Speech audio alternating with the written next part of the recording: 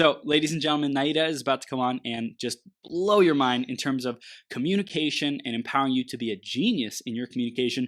Before we dive into that, though, I want to go over a couple quick announcements. Number one, for you in the audience, you're showing up. You are being and becoming your greatest possible self. So I acknowledge you.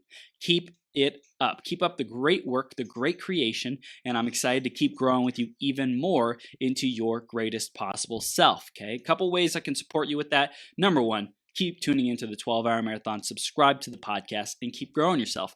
Number two, when you're ready to get your message out on this platform and be a guest, let's talk. You may or may not be a great fit yet, and I would love to talk to you about being a guest or going through the program to be able to become a guest. Training, coaching, and getting your message, your clarity, your brevity, conciseness, being able to articulate yourself, bringing the energy and enthusiasm. You may need training on any one of those things or all of them, so I would love to support you in doing that and getting stage ready, getting interview ready. Would love to support you in that. And then lastly, for those of you who are ready to launch your podcast, let's freaking go. I love supporting people and creating their own platform to make a huge impact in the world. So if that's you, let's talk. I want to support you. You can find me on facebook.com/th3burns, Instagram at IamMillionaireChris, or Gmail or email.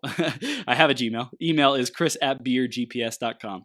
Would love to hear from you. Last, we are going to do an iTunes review of the week. And this week, it's by Helped Me Shed My Layers.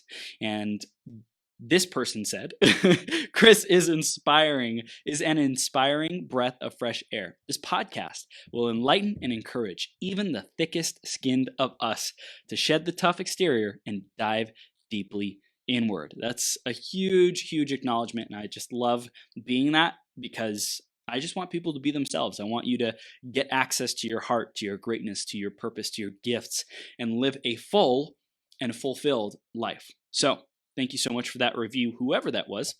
Shed my layers, help me shed my layers, whoever that is. Thank you. And if you want to give us a review, go to beergps.com/iTunes or search Greatest Possible Self on the iTunes store. You'll find us. And definitely subscribe while you're there. Let us know what you love, what you want to see more of, and how we can improve the show for you. Thank you, thank you, thank you in advance. I appreciate you. Let's keep growing and going. I'm going to bring on Naira in just a second here. Before that, though, grab a piece of paper, grab a pen, be ready to take notes because this woman is a powerhouse. Super brilliant, super genius, and she wants to share that genius of communication and all the knowledge that she's got about psychology, about being a human being and empowering other human beings. She's just amazing, amazing human being. So definitely stay tuned all the way through till the end of this interview because you never know what one idea has the power to transform the rest of your life. And we got tons of brilliant ideas on the 12-Hour Marathon. So stick around and grab a piece of paper, grab a pen, be ready to take notes. Let's introduce her and then we'll bring her on the screen. Naira Velumyan has a PhD in psychology. She is a registered psychotherapist and international coach and speaker on effective communication and building relationships. Dr. Velumyan is the founder of the Academy of Social Competency, which specializes in the training of self-confidence, communication, and relationship building skills for people all around the world. Naira has trained more than 500 people and addressed over 200 family cases. 3 years ago, Dr. Velumyan arrived in Toronto with limited knowledge of the English language and with a couple of contacts. Since her arrival, and with determination and a ton of hard work, I'm sure, she has been able to build a wide social circle, establish herself as a successful entrepreneur and a community leader. In her academy, Naira shares the expertise on how to succeed through effective communication and relationships. Recently, she was invited to become a member of Forbes Coaches Council. She is a powerhouse, and we're blessed to have her here with us today. Naira, are you ready to rock the house? I'm ready. I'm here, and thank you, Chris, for having me. Absolutely. I'm so happy to be part of your program and, to be part of energy that you share and inspiration. And I'm inspired as well. Yes. Yes, we got this. We're lighting it up in here, Naira. I appreciate you. Thank you for making the time, and all the things that you got going on, all that you're creating is brilliant and beautiful. And we're going to dive right into the theme of today, which is the words you use. Like these words have power, right? The power of words. Tell us what your perspective is on the power of words, Naira. You know what? Yesterday I had a couple for psychotherapy, and you know what's it's so interesting. They love each other. They are happy together. They value each other. But you know, with their words, they destroy each other. Wow. They say something, you know, when they're in conflict, that they something that maybe they regret after, but what's worse, you know, they say something that they remember forever. Yeah. Yeah. And these words, you know, are the reason of their next conflict. Wow. So speaking about power of words, you know what they doubt about love that they have, but they love each other at the same time. They don't trust each other only because of their words. Wow. Imagine she told him once, for example, I can easily find another man. And now, you know, he's jealous because he believes that she can easily find another man, but she does not want. So these words, you know, we forget, we live in another day, you know, we live in another year, but, you know, we still have these words that was said once. Yeah. Now tell me, Chris, do words have power? Oh my gosh. Yes.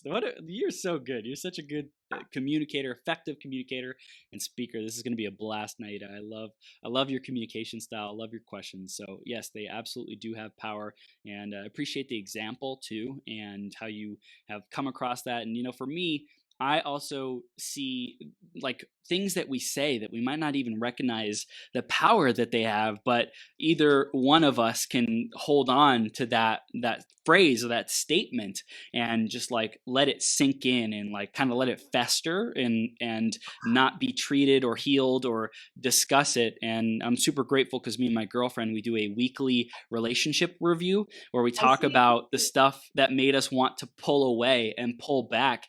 And it sucks. It's uncomfortable, but having a safe space to bring it out every week is such a blessing, because otherwise some of the things that has happened we wouldn't even address because there wasn't a specific time and a place and a venue, so to speak, to address those things. So I really value what you do and how you support people. Thank you. I saw a picture of you and your girlfriend. You are shining, both. Thank you. She's such a light in my world. I'm blessed to have her. And I want to focus on you because you're doing amazing work in the world. Can you tell us a little bit more about the academy that you have and what you're up to today? Because you got a lot of stuff going on. Why don't you share a little bit more about that, Naira? You know, I'm an introvert, an inborn introvert. Mm-hmm. So I had really somehow I had difficulties. I had challenges, my own challenges, you know, when I was a kid. And somehow, you know, it was always difficult for me to make this first step towards people. I was always surrounded by people, but, you know, this first step was always difficult. But the biggest challenge, I would say, so at the age of 23, it was another milestone in my life when my husband was murdered. And I stayed with 2 children. So somehow, you know, I was, I had to come to people because I needed to take care of my children and my family, you know, and because I made a choice to go into business, and business is based on communication and relationships. Yep. That's why it was my first challenge. And somehow in practice, you know, I learned to build these relationships, to come and, you know, just to develop my confidence. Because sometimes, you know, you want to ask, but you are shy. You want to demand, but you are shy. You want to just to know to fight, but you are shy. And your shyness in this case, you know, just or your introversion becomes a challenge, becomes a barrier in your success. Yeah. So another milestone was when I came to Canada. This was a big challenge because I could not speak English. Yeah. And I needed to apply to another sources of my personality, of my body, of everything what I possess. And I possess myself. You know, what else do I have? Right. So I applied to all the tools that, you know, were at my, you know, just for my, I was having all the tools, and I was still communicating with people, and I was able to build my contacts. How? I used my body language. So because, you know, if you say, I want to eat, and people, you don't know how to say it in English, you show that this is universal, right? There are universal movements, universal gestures that we all have. Then, besides universal gestures, you look around, because you know that different cultures have different gestures. But then you see how people use them. And when people say, you know, I love you, and they do this, it means that, you know, you reflect what you see. And you do this when you love somebody, and you see that people understand you. Another thing that you can do with your body, you can express confidence. You know, so we tend to get embryo position when we are uncomfortable. But you know, but people feel this, your lack of confidence, and you know that it means that you should change, and you should just sit comfortable, your head just high, and just breathe, and transmit confidence. You know, show other people that you are comfortable. And they will feel comfortable around you. So we have our bodies. Then we have, we can listen. We can actively listen to people. What you are doing now, you say yes, yes. And this is how you invite me into discussion, right? And you know, I had the situations in my life here in Canada when I didn't understand what people were speaking. Imagine me surrounded by 10 people.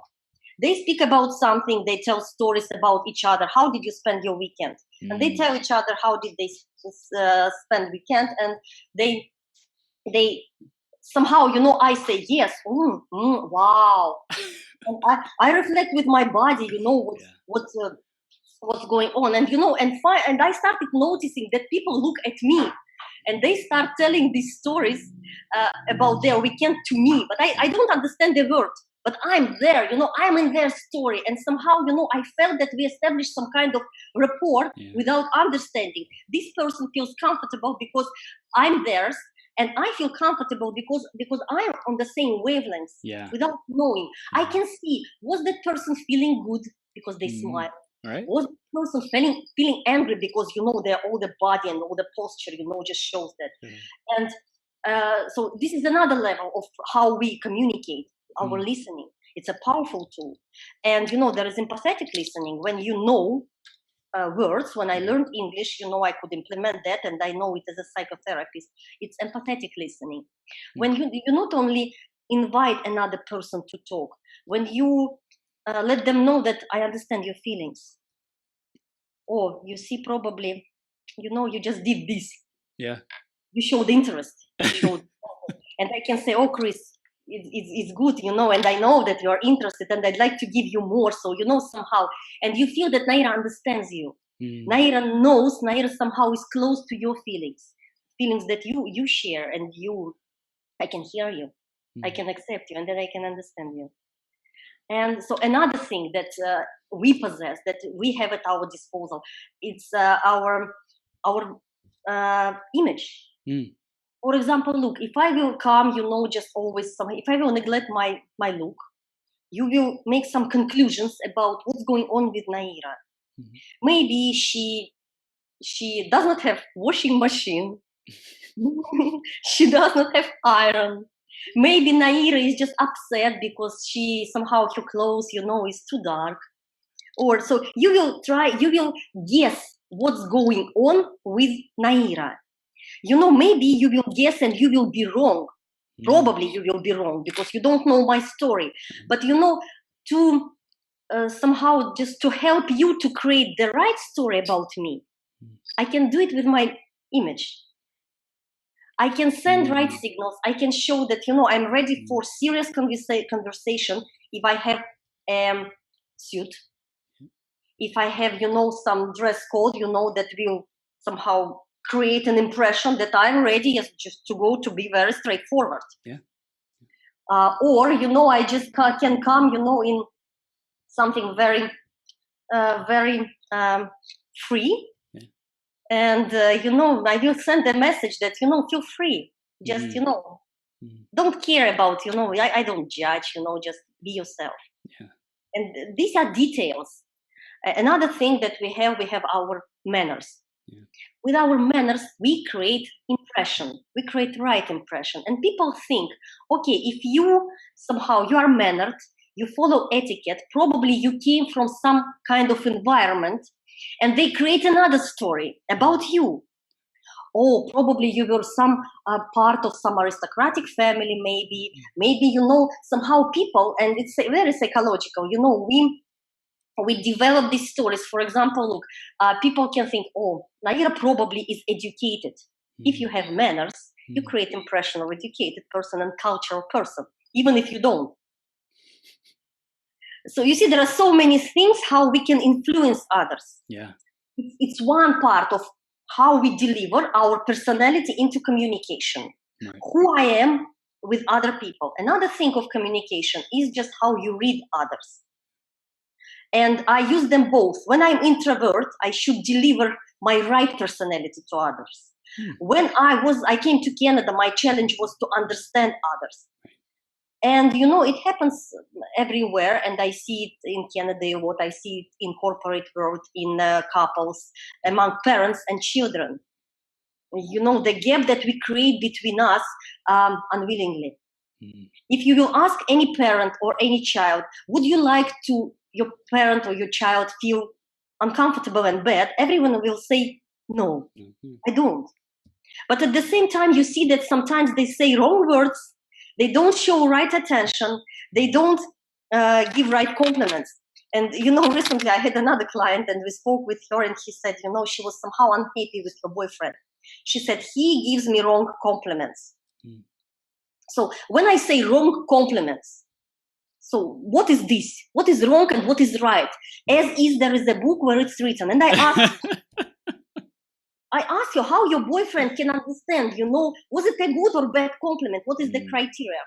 And, we came with an idea. I said, what, why don't you write an instruction to your boyfriend, how to use, when you buy stove, when you buy dishwasher, you get instruction. Yep. Don't do this because it can be done. But when you meet with your girlfriend, you come without instruction. Yep.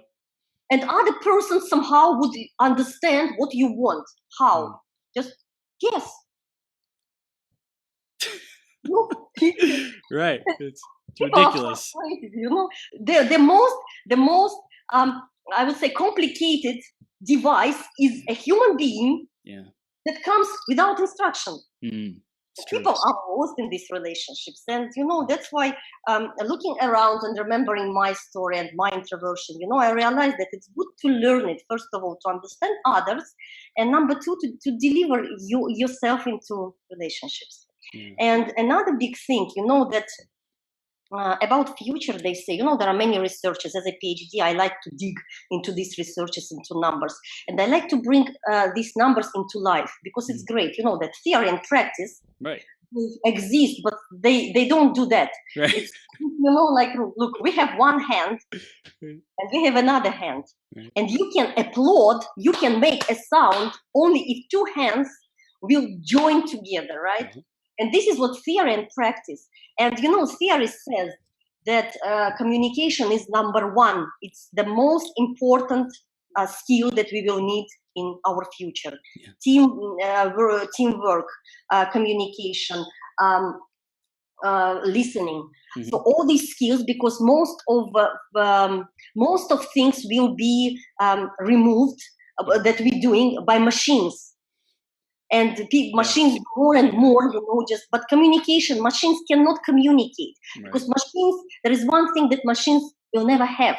Never, never say never. They will not have feelings. And that's why, communication is considered number one. This is gold, Naira. I love it. And you just gave us so much gold to be looking at, awareness of what are the patterns, what are the things that are going on in our relationships. I love how you talked about the instruction manual to be clear up front. What are the expectations? What works for me? How do I want you to respond when I do something? When I take out the trash, what do I want you to say? Or how do I want you to, give me feedback or love? love in that moment because I did something for us, for our household, for our family. And a lot of people just aren't in effective communication of sharing those expectations. And so when we don't get that feedback, when I didn't get feedback that my girlfriend noticed something that I did that was nice and didn't feel like acknowledged, then I wouldn't keep doing it. I'd be frustrated. I'd say, oh, well, she doesn't appreciate it. I'm not going to do that for her anymore, yada, yada, yada. But when I communicated it with her, then there was an opportunity for her to say, oh, well, I didn't even know that you were expecting some kind of response. I didn't even know that you wanted me to say thank you and to appreciate you and to come give you a hug and a kiss and say, thank you for doing that. So there's a lot of different examples that we got into and great information. And before we go any further, because this is all gold, you got a ton of wisdom to share. I want to go back into your journey because it was a big part for you. Tell us a little bit more about your entrepreneurial career and how that directed you to being, having a PhD, being a effective communicator, highly effective communicator, and why you're building your life around empowering people with their communication. I want to go back to the entrepreneurial phase and what you learned there that equipped you for the later years.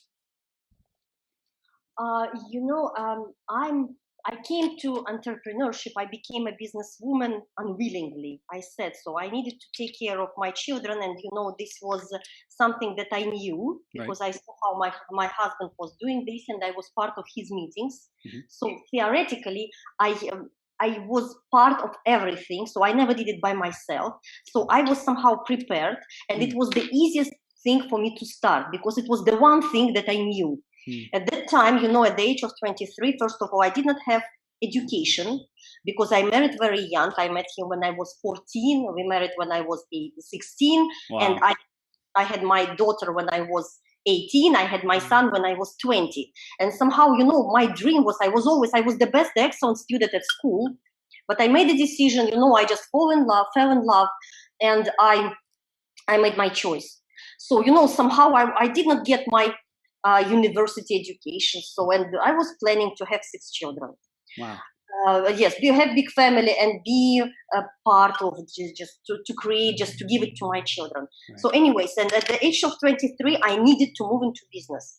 And I needed to do so. That was my challenge. I needed to do it fast. Because, I did not have time. I did not have parachute, to do it longer. That's why, and I remember my first negotiations, there was one place that I needed to rent. Mm-hmm. And the price was very expensive. Mm-hmm. And I came to this guy, great guy, and we spoke about, and he said, sorry, so, the price is different. You're a great girl.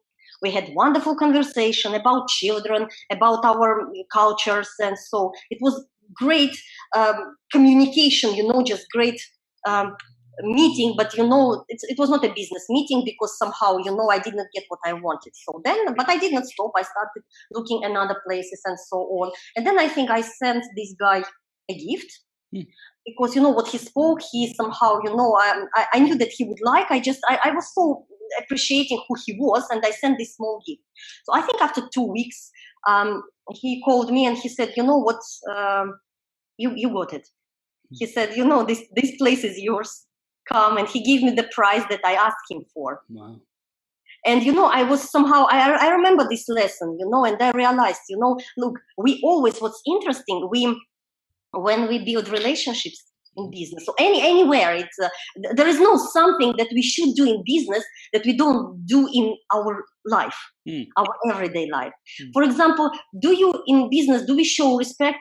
For sure. Do we do it in our everyday life? For sure. So there is nothing special that differs business from our everyday life. And so I realized every time when we speak with each other, we speak about something, but not about ourselves. Even, you just mentioned about garbage, trash, this. So, or people speak about how was your school? How was your job?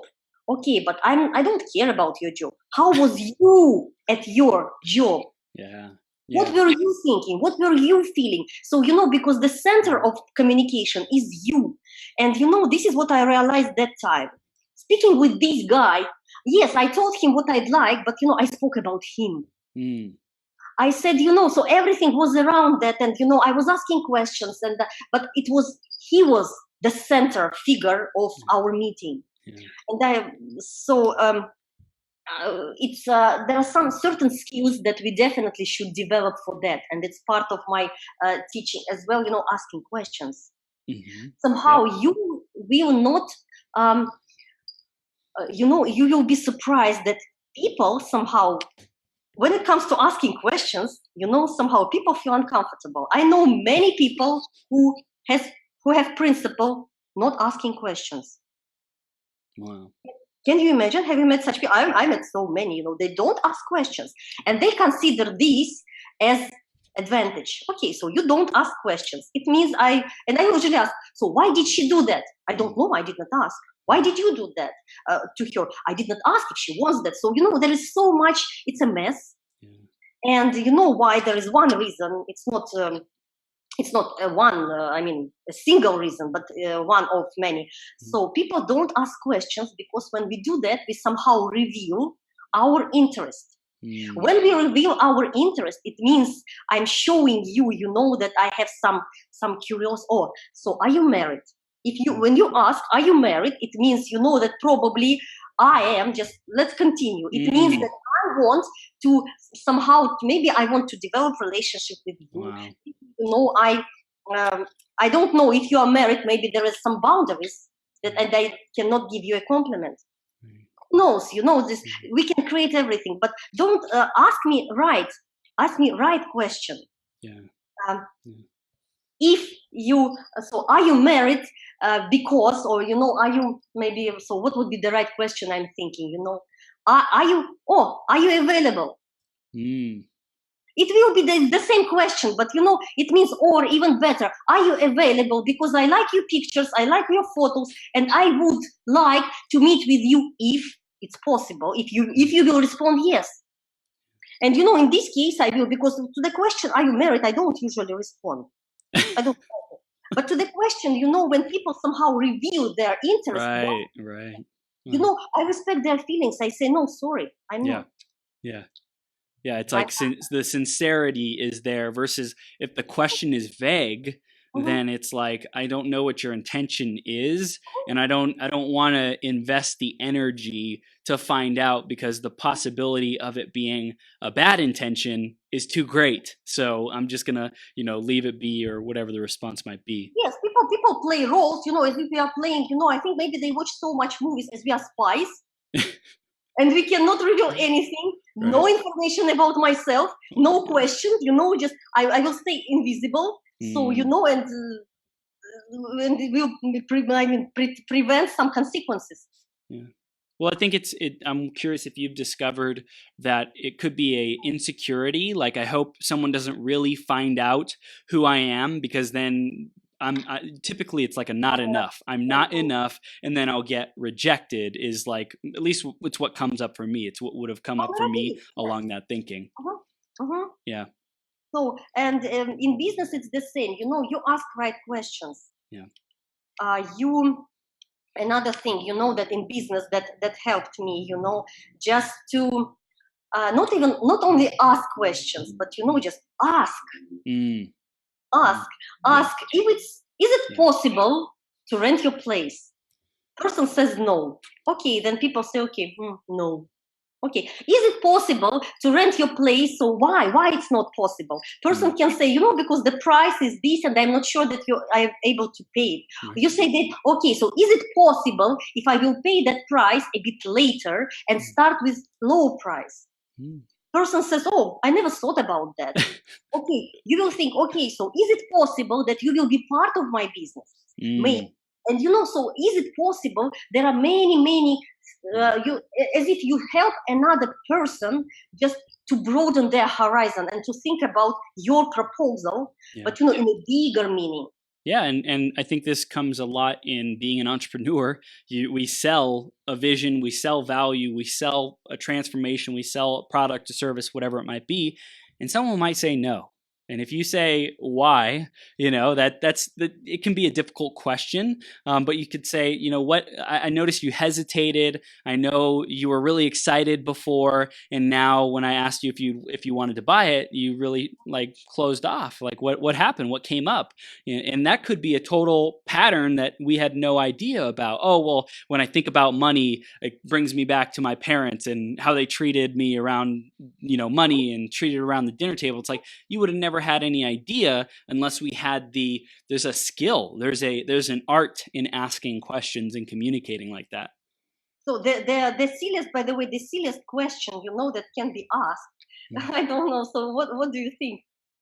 What is the silliest question that, I mean, it's my opinion, I'm not a judge to say, it's exact this one, but I consider one of questions the most silly. Which one you consider the silliest? The most silly question? I don't know. Like I think of how or why.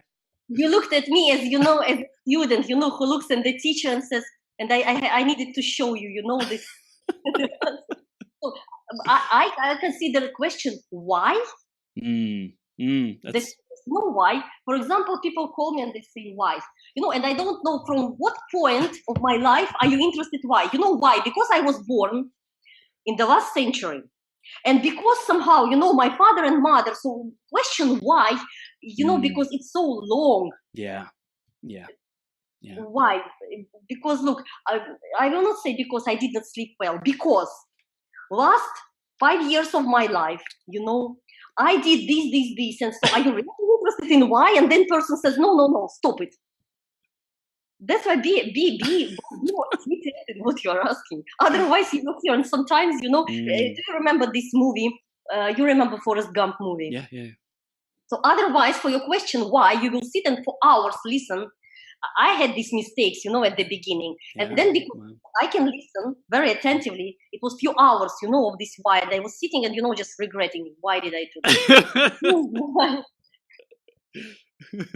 So the why question, I think that it depends on the context that it's asked in, when the circumstances, because why can be important when it comes to purpose and direction and clarity and getting connected with a vision or getting connected with emotions.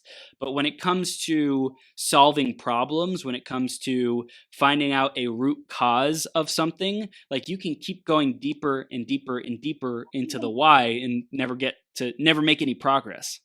You are coaching people, and there is a favorite question of coaches, why? But how many times we ask this why? So I'd like to lose my weight. Why? Because I don't feel comfortable. Why? Because when I try to speak with women, I feel that somehow I'm not myself. So why? Because there was time and this we ask why until we bring the person up to the wall. And this is the core, right? In this case, this question works, but how many whys we should ask?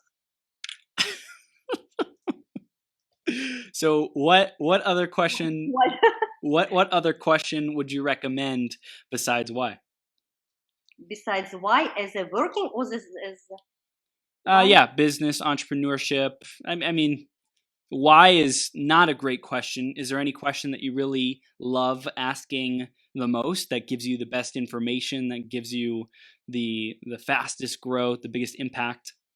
Oh, I prefer to ask open questions, first of all. Yep. Why is an open question as well. But I prefer, this just to show person in what area of why I'm interested in. So why, for example, why you did it. So favorite question, of parents. When somebody breaks, just kid broke vase, why you did it? Okay, so somehow why. What kid can say, and you probably, maybe you were in this situation, I've been, why you did it. So kids are frustrated because they didn't have any intention. Right. So that's why, it can be transformed. So look, when you did it, did you have a purpose to do it? Or did you do it purposefully? And kid will say no. Or kid will say yes, because, I was so angry, I wanted just to break something. Yeah. And then you can ask, for example, okay, so what made you feeling angry? Mm. Mm. So you can ask what for, but question why, it's just my opinion. Some people, will argue with me, and it will be very interesting because, when people just discuss in discussion, in argument, something warms. And it's another thing of communication. People scared of conflicts, especially here in Canada. So what part of US do you live? So where are you now? I'm in Las Vegas. Wow. Wow. Is it hot there? It's definitely hot. I was just in San Diego this last weekend. It was beautiful. And I'm like, okay, back to Las Vegas. Let's go. Wow. I've been there a few times, and I even been in a part of Vegas that is not Vegas. It's not Strike. Right. It's two different places, and I was there alone without my English as always. It was at the beginning when I came here, and and Uber does not work there, and I got nowhere, and I could not come to my hotel. Yeah. So I came to the place to cafe, to restaurant, and I explained them that I need a cab. Can you please do that for me? Because I explained why, and so people helped me. It's also relationships, it's also communication. Yeah. And I did not have my words just to explain it. So speaking, I was saying about something. I forgot. So we spoke about Vegas, so somehow I wanted to say something. I don't remember what we were talking about. We're talking about open-ended questions, communication. You were talking about communication. Let's dive into effective communication. What makes effective communication? Oh, we spoke about conflicts. Yes. We spoke about conflicts. I remember. So, and you know what? You live in US, and I think what I feel there, people are more free than people in Canada. And for some reasons, I mean, it's very important. For example, look, and my back country is Russia. So we have different cultures, and by the way, by its culture, by its emotional, I would say, communication, Russia is closer to US than to Canada. Wow. This is what I noticed. You know why? For example, look, in Russia, we express emotions. So somehow it's not safe for others, but it's safe for me because I get rid of my emotions, mostly negative. So, for example, look, people can fight, people can swear. Then, after a while, they say, okay, let's go, let's just sit, drink. We are friends, we hug, and the next day, just it's a new day. And in Canada, how people react when they're in conflict. And I learned it for the first time, that it's possible. It's silent treatment. Do you know what? Have you ever been involved in silent treatment? Yeah, it was a weapon I used against my parents. It was a volatile weapon that I used abundantly growing up. But when you use it with parents, I think somehow they are mature. Yeah. To deal with that. So, but tell me, how have you ever been on the other side? Oh yeah. How does it feel? Sucks. It's like I'm helpless, like the energy, the willingness, the connection is gone. Like I can't do anything, disconnected. And you start creating stories. Yep. So, and this is what I noticed here, but in US it's not so obvious as in Canada. Another thing that we have here in Canada, somehow there is it's not a restriction, there is no restriction, it's a free country, but somehow all people, there is people suppress their emotions. And why? It's very obvious, because Canada is immigrant country. Imagine that people come to Canada from all over the world with different cultures, different emotional level. Yeah. People come from Russia, where we express emotions. People come from Italy, for example, where, when Italians speak, people think that they fight. But they say, I'm partially Armenian, the same with Armenians. When I married, so my children's father, he was Armenian. And, when I married and my Russian friend came to visit us, and I was speaking Armenian with my husband, what, and she's Russian, she did not understand the word. And then she told me, look, why you were fighting? I said, we were not, we were speaking.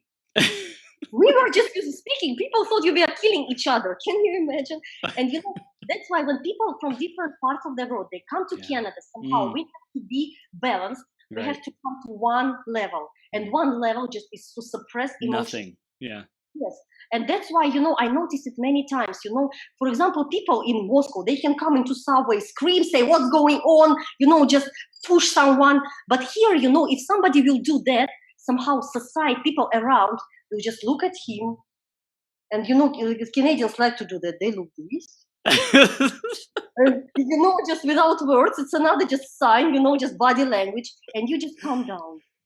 Once I had experience, I was in subway and I like subway. When I came, it was very helpful for me, subway, this transportation, because I'm among people. Yeah. I read it, how it's. Do you remember these movies? I think Neo, Matrix. Yeah. When you just grab this information very fast. So, and I was looking around, and it was bus. Bus was full. It was the end of the day, and I was somewhere in the middle, and people tried to push each other in. Probably you saw, I think it's in China or in Japan, people who push, there are pushers in subway who push them, and it's, everybody knows. But here people tried to push, and, they started screaming and saying, stop it. And bus driver said, stop. I will not drive until just people who are trying to push will leave bus and wait for the next one. Yeah. That person started screaming. He said, I will not. Then, somehow, and I was curious. I was looking and I was thinking, what will happen? Yeah. And it's interesting that bus did not divide into two parts. Usually in Russia, people divide it into two parts. One part defends this one. People are looking, and not because of they really care, but because, everybody uses this just to get rid of emotions. But here, just people were, the whole bus became quiet. And they were just looking and quiet. Nobody said a word, leave. So anyways, this person left, so when bus started moving. So that person had no other chance, because bus driver said, I will not move. People were silent. Nobody defended him. And the person stepped back. Wow. You see how fast it happened. I think it took maybe 5 minutes. This is what's going on in Canada. So therefore, it's for emotions. But people somehow, just they prevent conflicts. They are scared of them because we used to live without them. But conflict is a great possibility just to meet with two opinions. Yeah. And it does not mean when people have different opinions, it's a problem. No, a problem when you deliver your opinion in a destroying way. Wow. When you destroy another person, when you push your opinion, but try to deliver it in a safer way. Try to express yourself. Try to speak, we say that here is the point, of mental, and this is the point, the place, of our emotions. Right. When you're in conflict, speak from this perspective. Because with this one, you will not resolve the issue. You will be a Muscovite who will just fight and getting rid of emotions. If you want to be Muscovite, you are welcome. I love Moscow. But you will not resolve it. You will not come to one agreement. It's also like I see when you go from the head, you can put yourself in different perspectives, right? Mm-hmm. Like I can look like a fly on the wall, looking at the situation, saying, "Oh, this person has this perspective, this person has that perspective." Okay, and there's no energy attached to it. It's just like there's two different perspectives. But when it's a heart involved in it, a heart like. It's interesting because I think the head would be ego, as in like it's mine and mine is right, but it's the heart that fuels the ego. What's your perspective on that? Heart fuels the ego? Yeah, because the ego is in the mind, right? It's in the brain. The ego of identity. Like my perspective is mine. I'm going to defend it. I'm going to own it. And if anyone gets in the way, like my value, my identity has the potential of getting damaged, and I want to protect it. I want to defend it. You know what I think, by the way, I look a bit different on this. Yeah. So I think that people, when they say my ego, people live in two illusions, and they usually, jump between about communication. So, because my old perspective, is just communication. Right. So, look, in one illusion, people believe that we are all the same, that you feel the same as I feel, that you should love everything what I love, that you feel the same way as I do. So I told you about compliments, right? Right compliment. Yeah. So when you say word right compliment, probably you have some meaning for that, and I have different meaning. So it's one illusion when people think that we are all similar, men, women, our cultural background, but it's not true. And even twins who come from the same families and were raised by same parents, they're not the same. Nope. So then people jump into another illusion. If nobody understands me, or if you, Chris, don't understand me, I will jump into another illusion that we are different. We are so different, and it's impossible to agree about anything. And people just, it's like like kids swing between. That's why, speaking even about ego, when I try to deliver my ego, it means that I realize that there is only my ego. Chris does not have ego. Because Chris's ego is the reflection of my ego. Or, I create wall between us because Chris does not understand me. Let me find another Chris who will understand me better. And, that's why I believe in and everything what I do. So I believe in not either or, in and. Wow. Yeah. Are we different? Yes. Are we similar? Yes. And that's why you try to create something. So I would say, about ego, it's about, it's good just once you realize that, then you realize that there is another ego in the world, not only yours. Oh, what a big pain, you're not the one. Yes, but so this is how I by the way, speaking about conflicts, I remember, it was in Moscow. I remember one client. It was at that time I was working a lot with corporate. And I was working as I was responsible for human resources, and I was working with companies as HR in crisis management. So, and it was one company was led by brother and sister. So, and they were always fighting. Very, so these dance come from their childhood. So anyways, they were always fighting. And what's interesting, they came into communication. He had one opinion, she had another opinion. They came into communication. They proved each other. They had battle. They proved each other who is right, who is wrong. After that, he accepted that she's right, and he accepted her opinion, and she accepted his opinion. And it still was, now they have still different opinions, right? And then it's another fight, because now they should prove the opposite, right, to each other. And they played this game non-stop, as if, until we realize that, what's valuable in this game, not the fight itself. It's a dance together. Yeah. The usual dance, and it was very interesting about, so conflict, it's another thing, by the way, that I teach conflict resolution. I don't know who said it, so I know it in Russian, but I try to. So I think Archimedes maybe said it, that in argument, faith is born. Veritas is born. Is that truth? Veritas is faith or truth? Yes. Truth. Yeah, because that we have a saying at Burned Up Coaching is the best ideas rise to the top. It's through the fires of argument, of disagreement, of debate, that the truth, the highest level truth, will always be superior, so to speak. It's through open communication. Right, but even in conflicts, there are destructive and constructive conflicts. So yeah.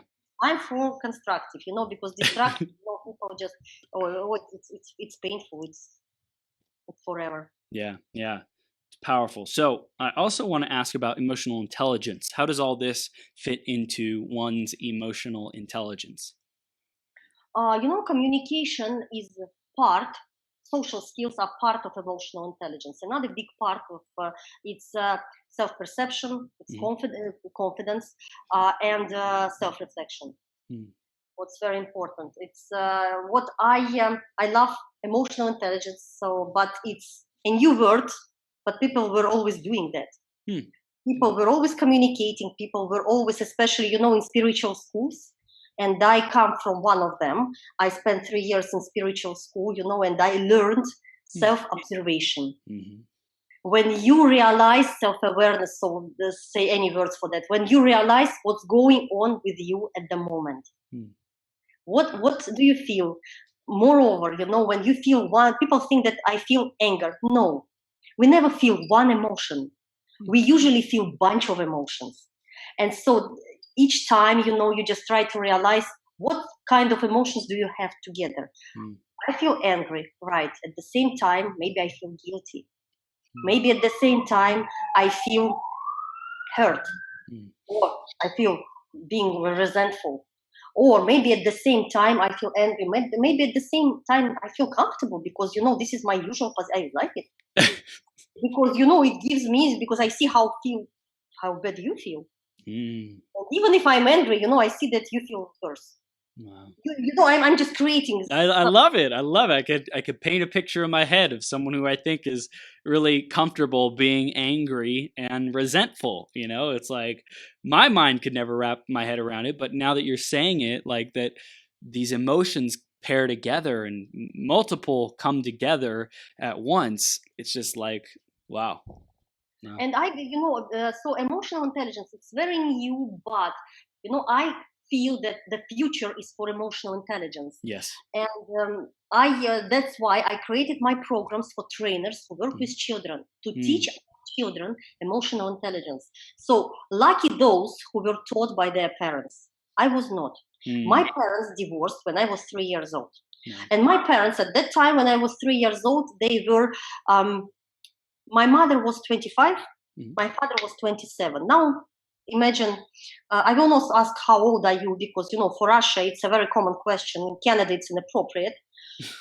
So I will not ask you, but, so remember just how you felt when you were 25. Or maybe, or 23 or 20. Right. So we had so many issues, and I was not taught. I'm self-taught, but I try to give as much as it's possible to my children. That's why I believe that if we'll give more to our children, if we'll teach them, so we'll help them in their future. Maybe we'll help them to prevent divorces and to prevent pain. Maybe we'll help them to just not to be bullied, not to be abused. We'll help them to create boundaries between them and the group that they are. Maybe we'll help them just to say no to drugs. Yeah. It's so interesting, when my children were small, were kids, and there is a certain age when kids start saying no. At the first time at the age of 1, because their no, it means just a big message to you: I exist. No, wow, So and they somehow they develop their ego. That time I was lost. I did not know what to do, so how to react. And I was recommended to read a book. When I don't know how it will sound in English. So when your kid drives you crazy, I'm just translating. So yeah. The author is Ada Lishan, and this book still exists. It was so in time because she said, look, when your kid says no. And somehow you try just to break him, just to show who has the power in this place. And but now imagine that when your kid will be a teenager, yeah, and with the power of saying no, they will be able to say no to drugs, to some criminals. They will say no. Wow. And now you try to break your kid, just to break this power of saying no. And you see, we always look at everything what happens from one side, but just think deeper, think longer. And that's why that's what I'd like to do, and I'd like my programs to be included, to be part of curriculum. So I created for 2+, 4+, 7+, 12+, and 17+, because on different levels we are different. Yeah. There are different needs, there are different challenges, there are different requirements. And that's why, so it's created with the technology which is called edutainment. It's a new word and I love it. Education and entertainment, something that we all like. Even you look at you smile. Once I said edutainment, you start smiling. That's learning in joyfully. Yes. I think it means that everything what you learn will be connected with positivity. Yes. And every time when you will do that, in your mind, it will remind you it's not painful, it's good. Remember, you were smiling, and just move with your smile. And I had, by the way, it's so interesting. I had meeting here, and it's not easy, by the way, to get into school curriculum. It's not easy. I did not realize how difficult it is until I knocked the first door. So, we had meeting here, and with one person, and I shared my idea, and he made me understanding that it's not easy. That system, once you try to somehow to come into system, it's a system, and the system just is not interested in any changes. It prefers stability. So, and I said to this person, so that what, I believe that God will give me. I'm 46, and I believe that God will give me another, maybe the same of about 50 years. I said I believe that I will have it, and I told him that I have 46 or 50 years just to accomplish this. I will try, and this is my attitude towards emotional intelligence. I will try. Yeah, no, it's not even try. I think the act of doing it, right? The act of doing it, of knocking on the doors, of stepping onto platforms. It's like your original intention of how and when and where, and the delivery, the execution on the vision may not work, may not succeed. That doesn't stop us from executing on the energy, the vision, the why of the vision, the possibility that's behind it. And over time, we clarify the possibility and what that really looks like. And you might find that, hey, the education system, like how it currently is, may not even be the highest and best good place, for example, for your curriculum and stuff, may not even be the highest and best place. Maybe a privatized institution that makes it widely mass available across the entire world, where millions and tens of millions of people are accessing it, and kids and stuff are accessing it every single day or every single week or month. Like, that's what you're really meant to do. So it's like trusting that the execution of the vision is unfolding perfectly, and just like, okay, what's the next door? That's not the door. That's not the approach. People aren't ready and hungry. Maybe I can keep going that way if it feels good, or if the resistance is there because I'm not supposed to go that way, let's try and approach differently, other doors, other opportunities. 100%. And you know what, Chris, I'm just looking at my time, so my time is almost gone. You're rocking it. You know what, I was just thinking, but you are doing the same. Look, so my dream was, if I teach 10 children, I teach 10 children. If I teach 10 trainers, and each of them will have 10 children, it means with this action, we'll teach 100 children. Right. And it's a volume. And and I think you are doing the same, because look, if you would speak with me, just you and me, somewhere, just in a secluded place, it will be just two people sharing their ideas. But what you are doing, you have viewers, you have followers, you have your community, right? And you do the same. You do with one action, you try to deliver to more people, you try to share. So this is powerful. Thank you. Thank you. You're welcome. I'm just honored to be your guest, and I'm very thankful to your questions and to your curiosity, to your energy, and to So I see. Look, you are my kids' age. So I have two kids now. They're 29 and 27, and I see bright future, and I wish you brightest future. And I just wish people to just they're lucky to have you. Thank you. Thank you, Naira. I appreciate it. I appreciate you.